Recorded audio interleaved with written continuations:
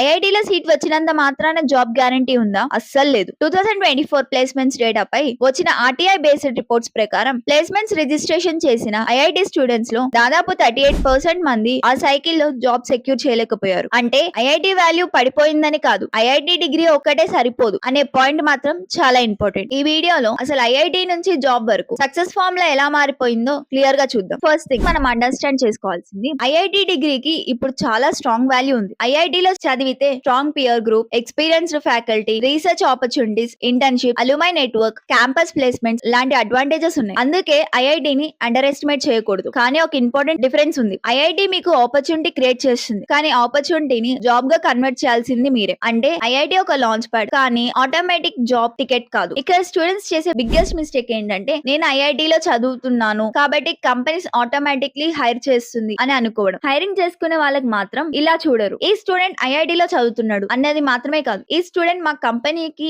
ఏ value create చేయగలడు, అదే ఇక్కడ ఇంపార్టెంట్. ఎస్పెషల్లీ టెక్నాలజీ జాబ్స్ లో companies practical skills, coding ability, problem solving, project, internship, communication, domain knowledge లాంటి things ని చాలా సీరియస్లీ కన్సిడర్ చేస్తున్నాయి. ఇది స్టూడెంట్స్ తప్పకుండా గుర్తుపెట్టుకోవాలి. ఐఐటి అంటే ఒక టైప్ ఆఫ్ ఆపర్చునిటీ కాదు. CSC, AI, data science, ECE లాంటి బ్రాంచెస్ కి టెక్ ఇండస్ట్రీలో ఆపర్చునిటీస్ ఎక్కువ ఉండొచ్చు. అదే సమయంలో మెకానికల్, సివిల్, కెమికల్, మెటలర్జీ లాంటి కోర్ బ్రాంచెస్ లో ఆపర్చునిటీస్ కంప్లీట్ గా డిఫరెంట్ గా ఉంటాయి. అందుకే ఐఐటి ఏదైనా సరే బ్రాంచ్ మ్యాటర్ కాదు అనేది బ్లైండ్లీ ఫాలో చేయకండి. మీ కెరియర్ గోల్ కి బ్రాంచ్ మ్యాచ్ అవుతుందా, ఆ బ్రాంచ్ లో ఇంటర్న్షిప్ ఎలా ఉన్నాయి, ఇండస్ట్రీ డిమాండ్ ఎలా ఉంది, ప్లేస్మెంట్ హిస్టరీ ఎలా ఉంది, ఇవన్నీ చెక్ చేయాలి.